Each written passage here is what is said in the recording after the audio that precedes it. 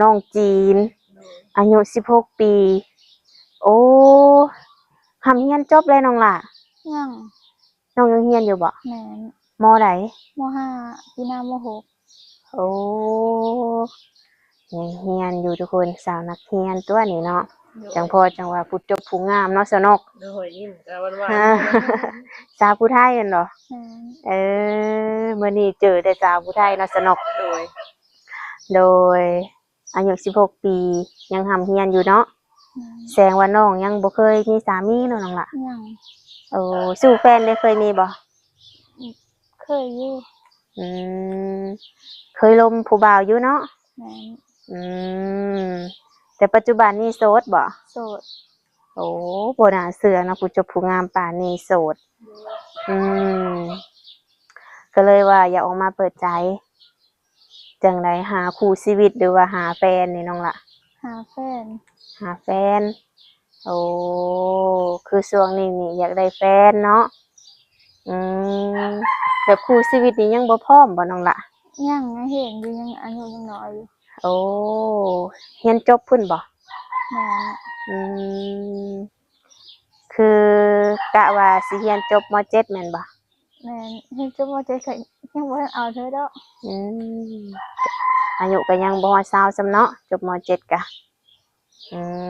มประมาณอยู่ใน18 ปีแล้วเนาะแม่นจบม.7พอดี18โดยคือช่วงนี้ก็ถ้าว่ามีผู้บ่าวก็คือโอลมเป็นสู่เป็นแฟนกันไปก่อนโอ้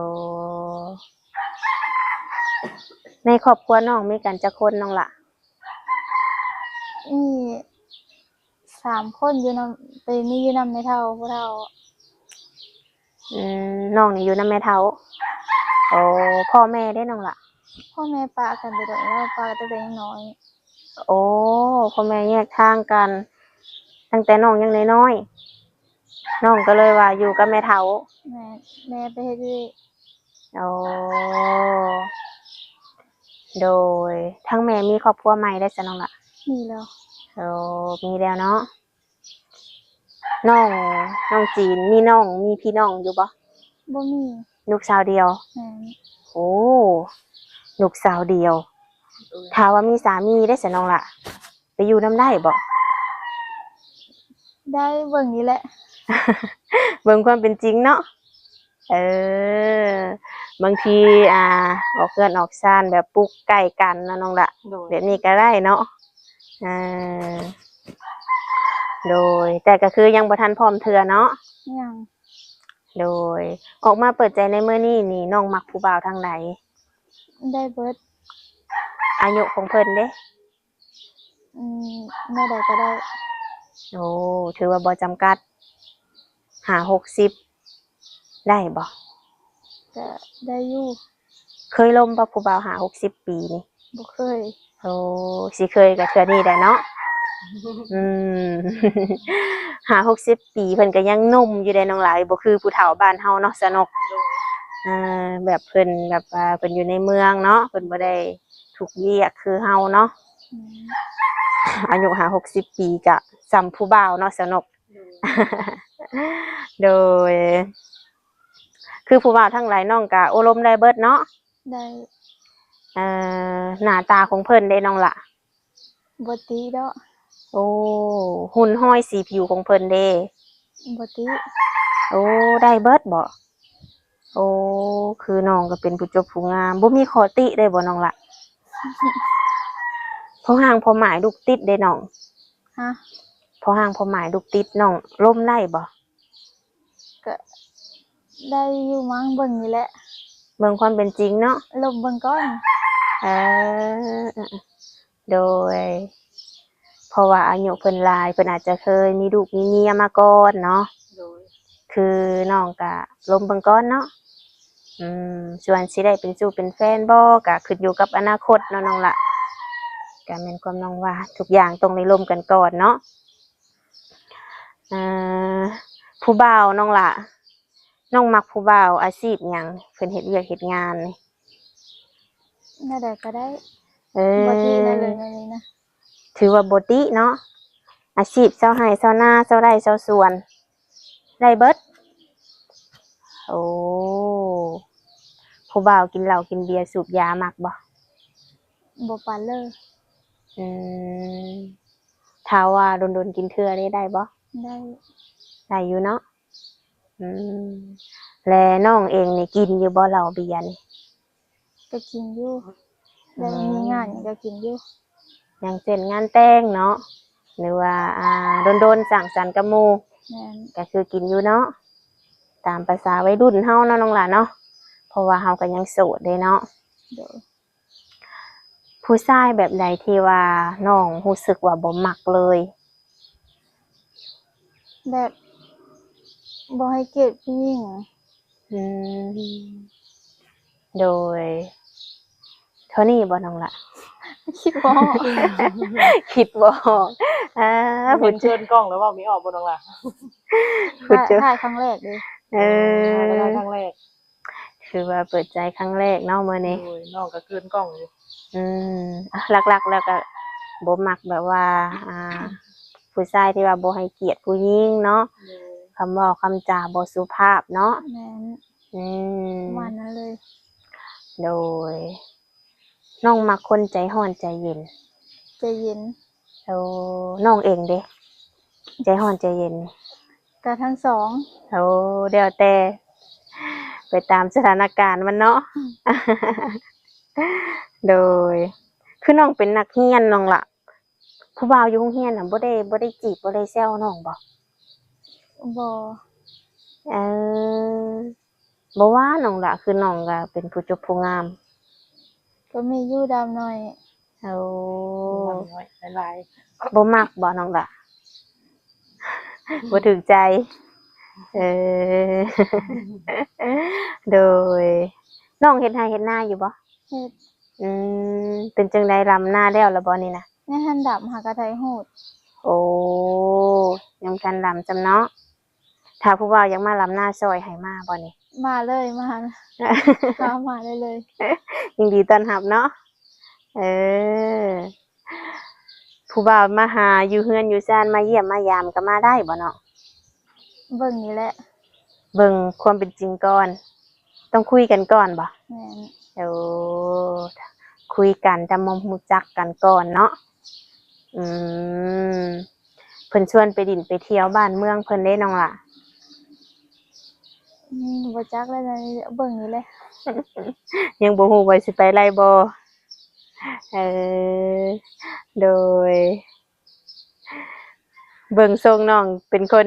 ขี้อายเนาะหรือว่าเฉพาะออกกล้อง เอากล้อง เออ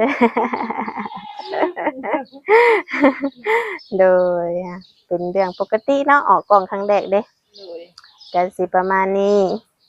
แต่ก็ยังผู้จบผู้งามคือเก่า โดย คือลำไห้ลำหน้านี่ลำจะคนน้องละอยู่นานี่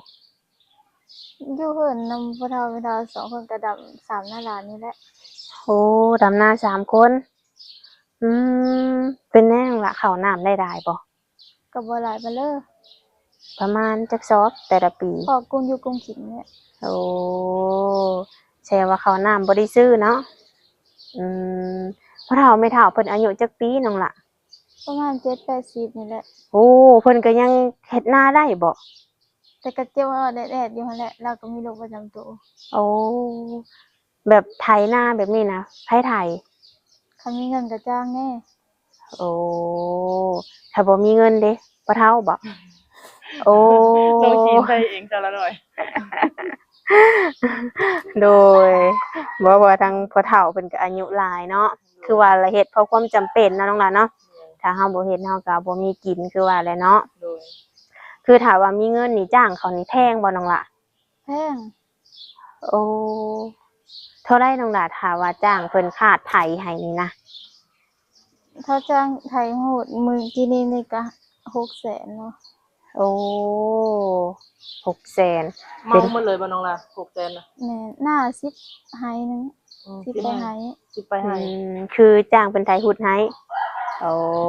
600,000ก็1,000 บาทเนาะสนุกเนาะ โดย เป็น บัต เงิน รไทยดำนี่นะจ้างเป็นมื้อหรือจ้างเป็นแบบเมาเลย จ้างเป็นมื้อมั้ง คันเมาเลยเฮาก็คือสิ ลำบ่ไหวปานนั้นเนาะ บ่ความหมายว่าหับเมาจนเท่ามื้อแล้วหั่นนะ อืมขึ้นอยู่กับเงินเฮาแม่นบ่ โดย สร้างหลายก็บ่ได้บ่มีเงิน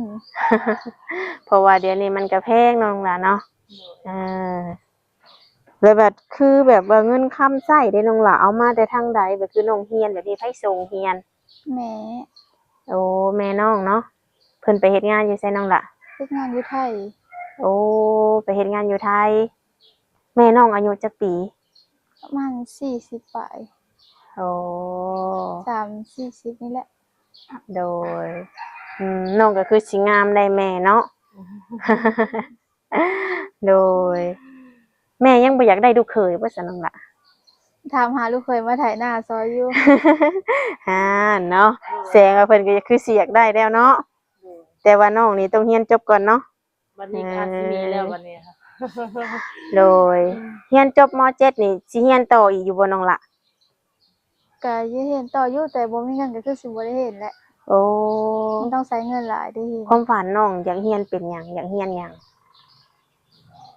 เห็นหมอมั้งเป็นแพทย์ โอ้เรียนหมอเรียนแพทย์ถ้ามีเงินเนาะโอ้ต้องใช้งบประมาณหลายบ่น้องล่ะในการเรียน ก็สิหลายแน่หั่นแหละ อืมถ้าว่าเฮาไปเรียนนี่จักปีจังสิจบน้องล่ะ บ่จัก ยังบ่ฮู้เนาะโอ้โดย ต้องเบิ่งความเป็นจริงก่อนเนาะ